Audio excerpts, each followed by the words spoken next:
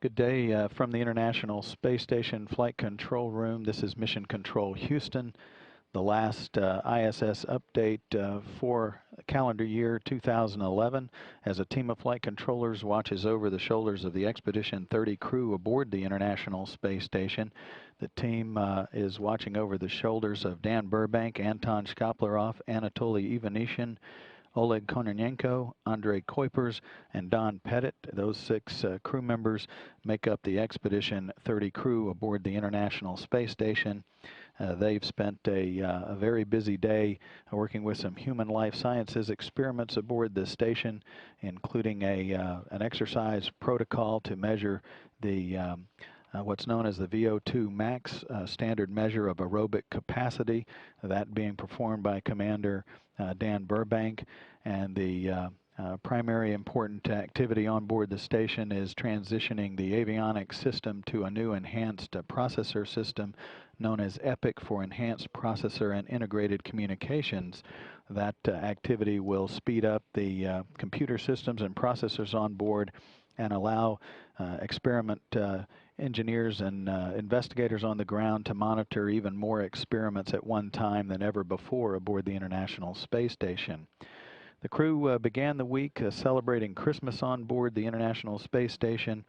They talked with flight controllers on the ground and their family members, and then got into some of the work associated with ongoing experiments on board the station, as well as human life sciences, and of course that EPIC processing card upgrade aboard the International Space Station's portable computer system on board the complex.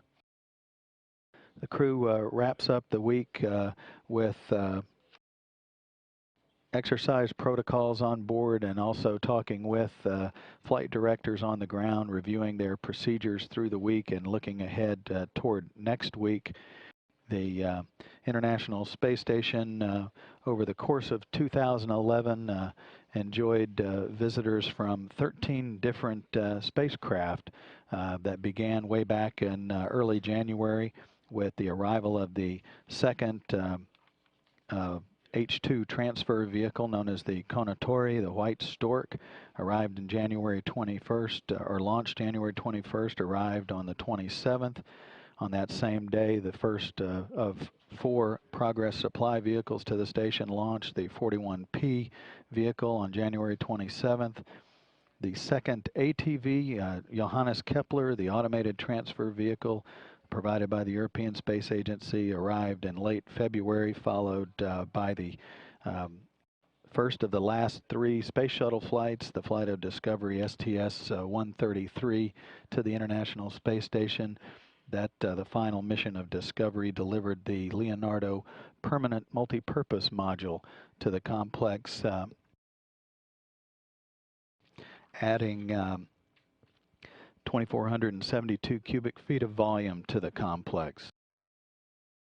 STS-133 was followed by one of the 4 Soyuz crew rotation spacecraft, TMA-21, in April, the 42 Progress vehicle in late April, a supply craft, and then the final mission of Endeavour, STS-134, delivered the alpha magnetic spectrometer to the outside of the International Space Station's truss system.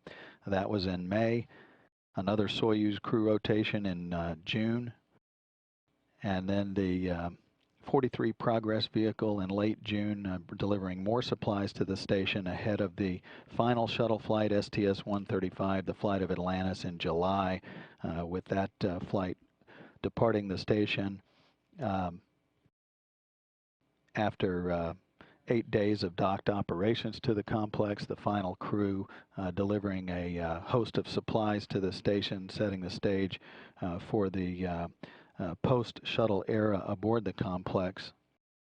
The 44th Progress spacecraft was lost about 5 minutes after launch on October 24th, and the flights of the Progress supply vehicles resumed on October 29th with the 45P vehicle currently at the station.